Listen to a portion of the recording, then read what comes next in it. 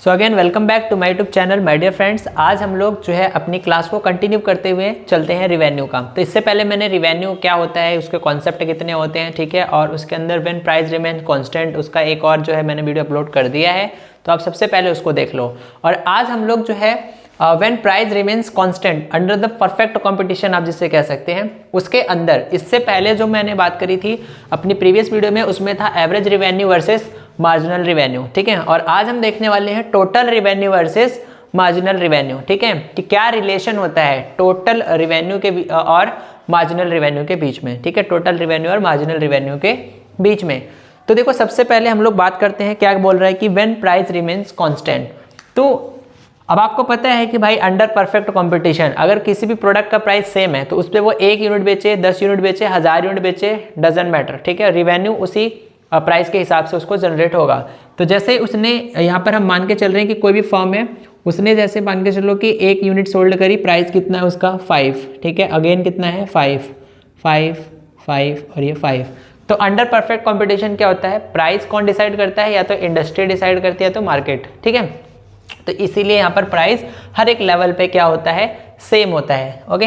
और इसका बेहतर एग्जांपल क्या है कि जैसे आप लोग साबुन, शैम्पू, है ना, इस तरह की चीज़ें जो आप मार्केट के अंदर, जैसे दूध वगैरह हो गया, तो जब आप इस तरह की चीज़ें, जैसे ब्रेड भी हो गया, तो इस तरह की चीज़ें आप खरीदने जाते हो, तो वहाँ पर क्या होता है कि आपको क्या होता है कि जो चीज़ जितने की है आपको उतने ही प्राइस पे हर एक शॉप पे अवेलेबल होती है, ठीक। तो आप क्या बोलते हो कि मान के चलो कोई भी अगर जैसे शॉपकीपर है, उसने आपको जस्ट सपोज करो 20 वाली ब्रेड है, अगर वो 40 की बेचेगा, आप खरीद लोगे क्या? नहीं, आपको पता है कि ये पैकेट जो है ये 20 रुपये का ही मिलता है, तो आप उसको बोलोगे भाई नहीं भाई मैं इससे 20 रुपये से ज़्यादा पे नहीं कर सकता, हाँ उससे कम पे कर सकते हो, लेकिन मैक्सिमम जो है 20 है, ठीक है, 20 रुपीज़ ऐसे। तो इसी तरीके से यहाँ पर क्या है कि उस प्रोडक्ट का प्राइस कितना है, हर एक लेवल पे 5 है। तो अब टोटल रिवेन्यू कितना होगा, प्राइस इंटू क्वान्टिटी, तो 5 1 जा 5, 5 2 जा 10, 5 3 जा 15 और 5 4 जा 20 और 5 5 जा 25, ओके। मार्जिनल मैंने आपको बता ही रखा है कैसे निकालते हैं, 5 माइनस 0 5, 10 माइनस 5 5, ठीक है, 15 माइनस 10 कितना हो गया 5, 20 माइनस 15 5, 25 माइनस 20 कितना हो गया हमारा, ये भी कितना हो गया 5, ठीक है, ये है। तो अब हम इसको जरा कर्व पे डिनोट करके देखेंगे, उससे पहले थोड़ा सा ना टेबल में समझ लेते हैं कि हमें दिख क्या रहा है। तो टेबल के अंदर जो हमारा प्राइस या एवरेज रिवेन्यू है वो तो सेम है, हमने देख लिया है, और ये भी देख रखा है कि किस तरीके से आप एवरेज रिवेन्यू यानी पर यूनिट कह लो, या मार्जिनल रिवेन्यू यानी एडिशनल यूनिट कह लो, या आप कह लो कि प्राइस वो एक क्या होता है कि पैरेलल टू एक्स एक्सिस, यानी वो कांस्टेंट होते हैं। और हमने ये भी देखा था कि price is equal to AR, कि एवरेज रिवेन्यू यानी कि प्राइस होता है। तो अब हम इसका ग्राफ प्रिपेयर करते हैं। तो इसका ग्राफ प्रिपेयर करेंगे तो ये कुछ इस तरीके से बनेगा। हो सकता है ड्राइंग है भाई थोड़ी अप डाउन हो जाए, ठीक है, एडजस्ट कर लेना। आप लोग ग्राफ पे जब इसको डिनोट करोगे तो प्रॉपर हो जाएगा। नीचे क्या आता है हमारा, यूनिट्स सोल्ड, ठीक है, क्वांटिटी 1 2 3 4 और ये 5, ठीक है, 5 5 का गैप लेंगे, 5 10 15 20 और ये 25, और ये क्या है हमारा प्राइस इन रुपीज़, ओके, ये है।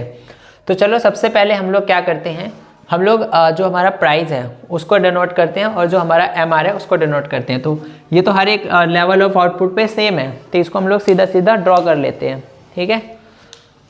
तो यूनिट 1 पे हमारा AR या MR सेम है, यूनिट 2 पे भी कितना है, सेम है, 3 पे भी सेम है, 4 पे भी सेम है, 5 ही है, ठीक है, ऐसे।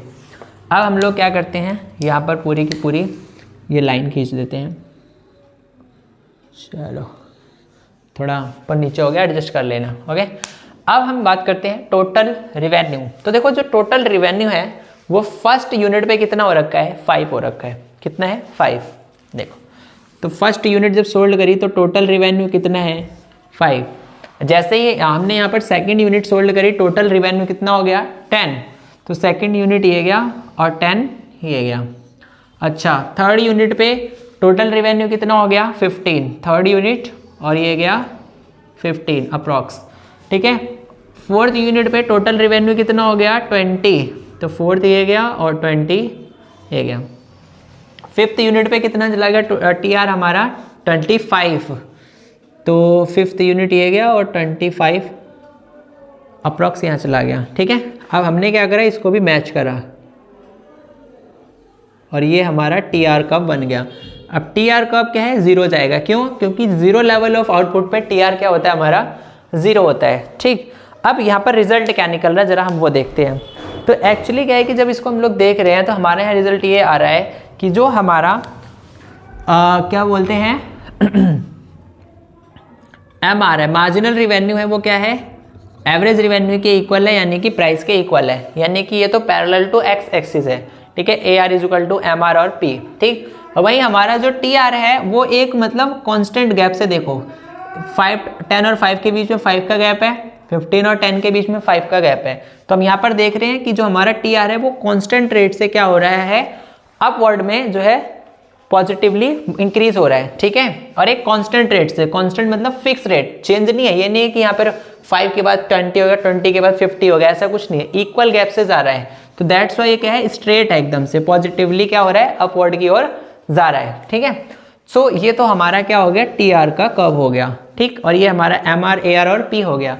तो ये रिलेशन था किसके बीच में, एम आर और टी आर के बीच में। हमारा जो एम आर है वो है पैरेलल टू एक्स एक्सिस, और जो टी आर है वो पॉजिटिवली क्या हो रहा है, कांस्टेंट रेट से अपवर्ड स्लोप जो है इंक्रीज हो रहा है, ठीक।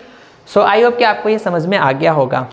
सो वीडियो कैसा लगा please like, comment and share करके जरूर बताना, और मेरी अपकमिंग वीडियोस के लिए चैनल को अभी सब्सक्राइब कर लो, ठीक है। मिलते हैं नेक्स्ट वीडियो के साथ, थैंक यू।